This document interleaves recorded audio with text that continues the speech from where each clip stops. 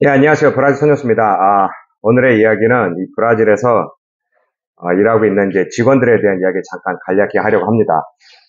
제가 지금 일요일 아침에 나와서 좀 일하고 있는데, 지난 목요일부터 휴일이 껴서 뭐 매출이 굉장히 지금 높게 올라가고 있는데, 뭐 하는 일이 다 사람이다 보니까 굉장히 피곤하죠. 그래서 이제 저도 그렇고 온 식구 또 이런 일하는 직원 모두 지금 다 힘이 빠져서 좀 고통을 받고 있는데, 아내와 이런저런 이야기 하다가 브라질 직원들의 이제 행동이나 뭐 이런 거에 대해서 좀 질문한 게 있어서 그런 거 좀 정리하려고 합니다. 그러니까 먼저 브라질 사람들은,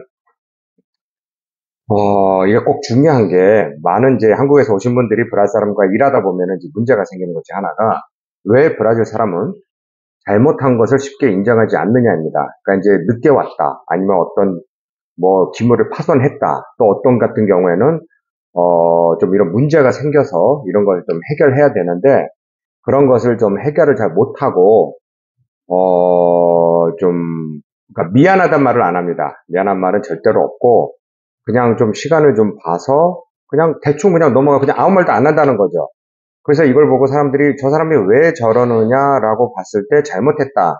왜 저 사람들은 저렇게 사고를 쉽게 안 하느냐라고 하는데, 그런 이유가 있습니다. 그 이유는 어떤 문제가 생겼을 때 자기가 쉽게 미안하다고 그러면은 그 책임을 모두 지게 되는 겁니다. 이게 꼭 브라질의 문제가 아닙니다. 그러니까 문제라는 것보다 모든 사람들이 반응이 똑같은 거죠. 그러니까 무슨 말이냐? 요즘 한국에서도 젊은이들이 아니 뭐 늦게 왔어, 뭐 지각을 했어, 아니면 어떤 기물을 파손을 했어, 어떤 실수를 했어, 그러면은 주인한테 미안합니다, 뭐 어떻게 하겠습니다 이렇게 말만 하면 되는데 아무 말도 안 하고 그냥 멀뚱히 서 있더라 뭐 이러는 게 이게 제가 오래전부터 내놓은 이론 중에 하나고 또 많은 사람들이 또 공감도 해주는 것 중에 하나가 대한민국이 오랫동안 뭐 왕조도 지나가고 또 뭐 강점기도 있었고 전쟁도 있었고 군사 독재 뭐 여러 가지 경제 상황이 보면서 각자의 권리와 의무에 대해서 우리가 이제 배워가는 시기 중에 하나가 내 권리가 있다라는 것을 이제 배운다라고 저는 이제 깊게 생각하고 있습니다. 그러니까 이제 80년대부터 우리가 이제 우리도 이제 권리가 있어, 의무가 있어, 뭐 이런 것을 좀 느끼다 보니까 이런 것을 하나적으로 체계적으로 이제 잡아가다 보니까 내 권리만 주장하면 되나?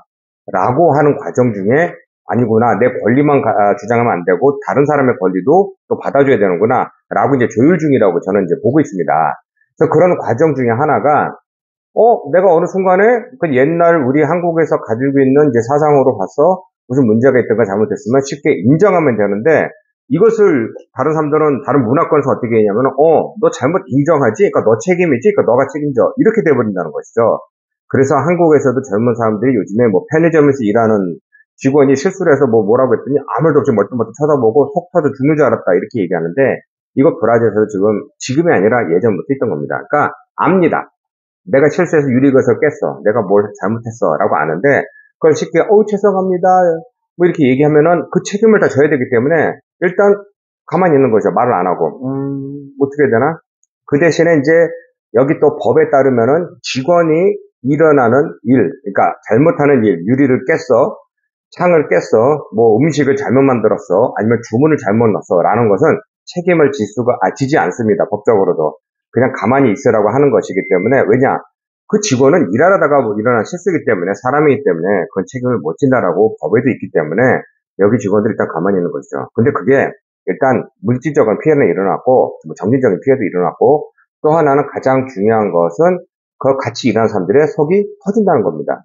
그래서 제가 항상 얘기하는 게, 제발 브라질 사람하고 이제 일할 때 이게 한국 사람하고는 따로 하고 브라질 사람하고 따로가 아니라 모두 통합적으로 이렇게 다뤄야 되는데 그 중에 하나가 감정을 빼고 이야기하랍니다. 그러니까 왜냐면은 저도 이제 뭐 50살 되면서 깨달았지만 제가 감정을 많이 담고 뭐 쏟아낸다고 세상이 바뀌는 건 아니죠. 그러니까 그래 깼어 못할 건데 정말 큰 실수로 일부러 그랬다면 그 사람한테 너 이거 물어내라고 할 수 있지만 그러지 않을 경우 야 조심하라 경고를 할 수 있는 겁니다. 구두나 경고를 하거든가 정말 큰일일 경우 서면으로 경고를 해서 이 경고장이 누적되면 또 정당한 사유로 또 이렇게 그 회사시킬 수도 있는 거기 때문에 이런 식으로 가야지 거기서 뭐 욕하면서 뭐 어쩌고 손가락질하고 삿대질 한다고 그게 깨진 게 다시 돌아나냐 아니죠. 그래서 만약에 정말 이 사람이 미운 사람이고 마음에 안 들고 저건 사람이다. 그때는 어쩔 수 없이 그러면은 내보내는 겁니다.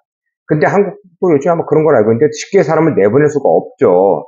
그러다 보니까 이런 것을 전부 스트레스 받아가지고 어떻게 할지 모르는데 밑에서 일하는 직원들하고는 스트레스 받습니다. 저도 받고 누구나 다 받는데 그 직원도 똑같이 안 받느냐입니다. 똑같이 받습니다. 그러니까 여러 정도가 좀 차일 뿐인데 어찌됐건 이런 상황이다 보니 쉽게 인정을 못 하는데 그게 그 사람의 인격이라든가 뭐 이런 거로 판단하면 안 되고 저 사람들은 그런 문화권에서 있기 때문에 쉽게 인정하면 자기가 책임을 져야 되기 때문에 못한다.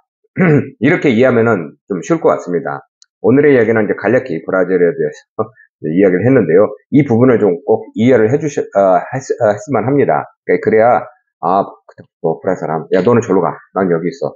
너랑 대화도 하지 마. 이런 게 아니라, 얘네들이 왜 이런 식으로 행동을 하는지 이해를 할 수 있어야 됩니다. 그러니까, 또 이게 조금 더 추가로 설명드리다 보면은, 내가 얘한테 밥도 많이 사줬어. 얘가 얘한테 용돈도 많이 줬어. 내가 얘 신발도 사줬어. 얘가 아프다고 해서 병원도 데려가줬어. 뭐 얘 아들이 뭐 필요하다고 해서 유니폼도 사줬어. 다 쓸모없는 겁니다. 그러니까 반대로 그걸 왜 줬냐 이거예요.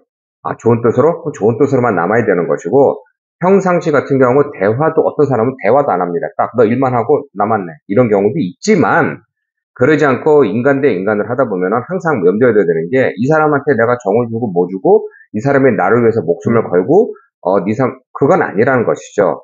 그러니까 내가 좋은 뜻을 했으면 그냥 좋은 뜻을 하고 좋은 추억이 되고 나중에 나가서 나중에 보더라도 뚜드뱅 잘 있느냐 너 너무 정말 같이 일해서 고맙다 너도 잘 되길 바란다 이렇게 끝나야 된다라고 얘기하는 것입니다. 결론은 쉽지 않습니다.